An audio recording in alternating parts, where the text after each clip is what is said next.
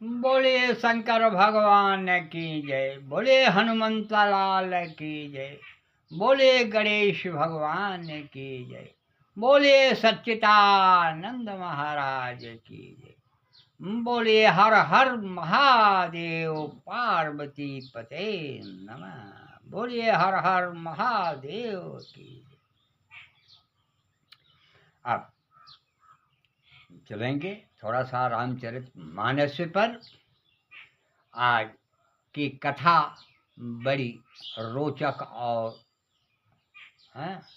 मनोरंजक है।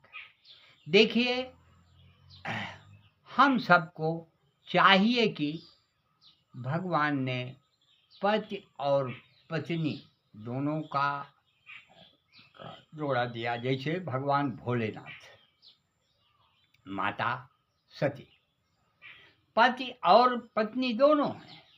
ये पति को चाहिए कि अधिक से अधिक समय निकाल करके कथा पूजा में अपना समय बितावे। अब वह कथा पूजा में समय बितावे और पत्नी का भी यह कर्म है कि वह कथा पूजा को सुने। तो सुनने का मतलब, आज सती ने कथा पूजा सुनने की तो चर्चा कर देती थी, लेकिन सुनती नहीं।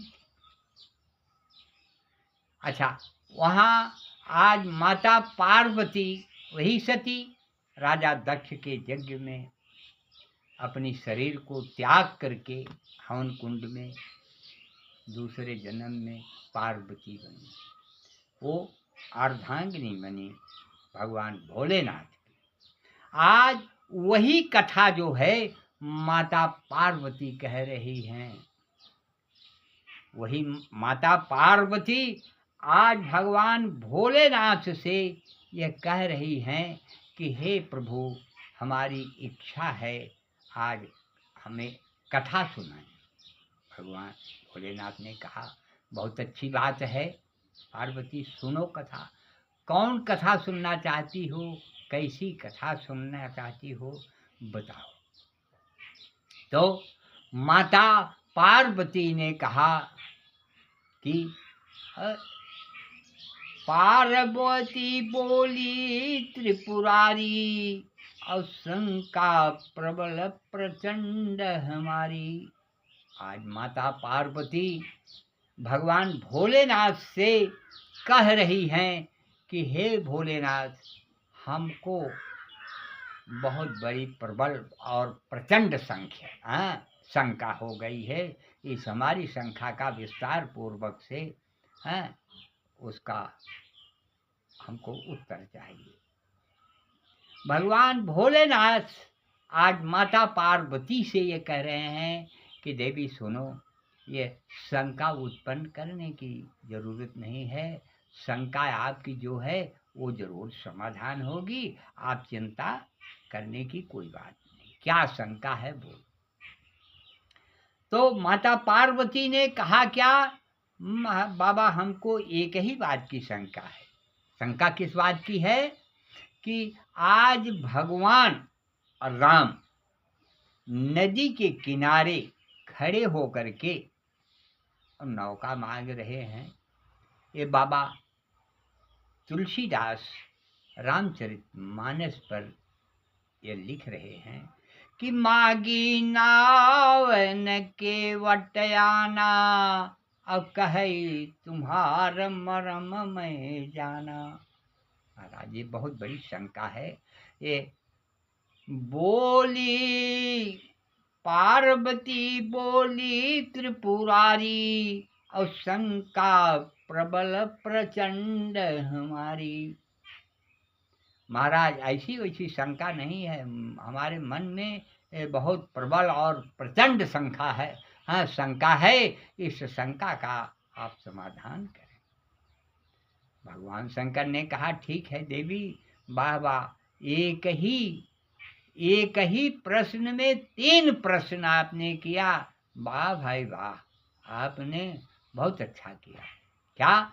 अरे बाबा तुलसीदास जी ने रामचरितमानस में लिख दिया कि मांगी नाव न केवट आना, और कही तुम्हार मरम मैं जाना। इसमें 3 प्रश्न है। क्या? मांगी नाव, भगवान राम ने किनारे खड़े हो करके और केवट से नाव मांग रहे। दूसरा प्रश्न क्या है? न आना, केवट आने से इनकार कर रहा है। और तीसरा प्रश्न क्या है? कही तुम्हार मरम मैं जाना, और कह रहा है कि मैं आपके मरम को जानता हूं, आपके मरम को मैं जानता हूं। जबकि भगवान के मरम को कोई जान नहीं सकता, लेकिन आज केवट ललकार करके भगवान से कह रहा है कि मैं तुम्हारे मरम को जानता हूं। और मरम न तो श्रृंगी ऋषि जान पाए, जिन्होंने भगवान को हव्बीस पुत्र ज्येष्ठी यज्ञ करा कि करके और खीर का प्रसाद वशिष्ठ को दिया, और वशिष्ठ ने राजा दशरथ को दिया, और राजा दशरथ ने अपने 3 रानियों में वितरण दिया। न तो श्रृंगी ऋषि भगवान के मरम को जान पाए, न तो वशिष्ठ मुनि जान पाए भगवान के मरम को, न तो राजा दशरथ जान पाए भगवान के मरम को। और 9 महीना गर्भ में राखी माता कौशल्या, वो भी न जान पाए। और कैकेयी और सुमित्रा बार बार लेकर के भगवान राम को खिलाती हैं, लेकिन आज उनके मरम को माता पिता गुरु कोई नहीं जान पाया। लेकिन आज केवट जो है, आज भगवान को ललकार करके कह रहा है कि मैं तुम्हारे मरम को जानता हूं। वो कौन सा मरम महाराज? ये और फिर यहाँ 3 शंका तो ये है। अब माता पार्वती भगवान भोलेनाथ से कह रही हैं कि यहाँ प्रभु एक बात और है। किनारे खड़े हो करके आज एक केवट से भगवान नाव मांग रहे। नाव मांगने की क्या जरूरत थी प्रभु? नाव मांगने की क्या जरूरत है? तो भगवान शंकर ने कहा कि उस पार जाना है, इसलिए नाव मांग रहे हैं। कहन हाँ प्रभु सुनिए, यही राम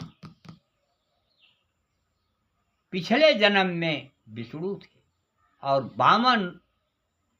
बावना का रूप धारण करके 3 पैग में 3 ही लोक और नापिलीन ही भगवान, आज नाव बिना व्याकुल खड़े। यही भगवान 3 पैर में 3 पग में तीनों लोक को नाप लिया। और यही भगवान आज नदी के किनारे छोटी सी नदी डाकने के लिए नाव मांग रहे। तो कहें अरे पग बढ़ाई पग आगे धर देते, और सुर सर उतरी जाते सुर सरी पारा। पैर को उठा करके उस पार रख देते तो न पार हो जाते। भगवान शंकर ने कहा ठीक है, ये इधर से पैर उठा करके उधर रख देते तो पार हो जाते सुर से। लेकिन वो अकेले नहीं थे, उनके साथ में माता सीता भी थी। तब भगवान भोलेनाथ ने कहा कि माता सीता भी थी। तो पार्वती ने कहा कोई बात नहीं थी, सीता थी तो क्या, अरे उठाई गोद मा लेते, इधर से उठाए वो उधर रख ही देते तो न पार हो जाते। सीता थी तो उनको गोद में उठा करके इधर से उठा करके उधर रख देते तो भी पार हो जाते। ठीक है, वो इधर से उठा करके उधर रख देते तो पार हो जाते, लेकिन उनके साथ में सीता ही नहीं थी, उनके साथ में उनका छोटा भाई लक्ष्मण भी था। कहें ठीक है, लक्ष्मण थे तो भी कोई बात नहीं, हाँ। और लक्ष्मण थे तो क्या करते, अरे कर गही लखन लगबूते पारा, उतर जाते सुरसरी की धारा। हाथ पकड़ के लक्ष्मण को इधर से उधर उतार देते, न पार हो जाते, नौका मांगने की क्या जरूरत थी। अब यहाँ पर शंका पर ही शंका आज बनते चली जा रही। अब इसका उत्तर विस्तार पूर्वक से भगवान भोलेनाथ किस तरीके से दे रहे। चलिए अब हम चलते हैं, आगे बढ़ते हैं। भगवान शंकर जी किस तरीके से इसका उत्तर दे रहे हैं, माता पार्वती को कथा समझा रहे हैं। बोलिए शंकर भगवान की जय। कथा जो है समय पर पार कर रही है। अब हम कथा का विराम कर रहे हैं और इसके बाद अगले स्टेप पर हम दूसरे दिन फिर आगे भगवान भोलेनाथ की चर्चा करेंगे कि किस तरीके से माता पार्वती को भगवान भोलेनाथ ने यह कथा सुना करके उनकी आत्मा को तृप्त किया। बोलिए शंकर भगवान की जय। बोलिए आदि शक्ति माता जगत जननी जगदम्बा की जय। बोलिए हनुमंत लाल की जय। बोलिए गणेश भगवान की जय। और कर्पूर गौरम करुणावतारम संसार सारम भुजगेन्द्रहारम हृदयारविंदे सदा वसंतम भवम भवानी सहितम नमामि। बोलो वृंदावन बिहारी लाल की जय। बोलिए हनुमंत लाल की जय। बोलिए सच्चिदानंद महाराज की जय। बोलिए हर हर महादेव की जय।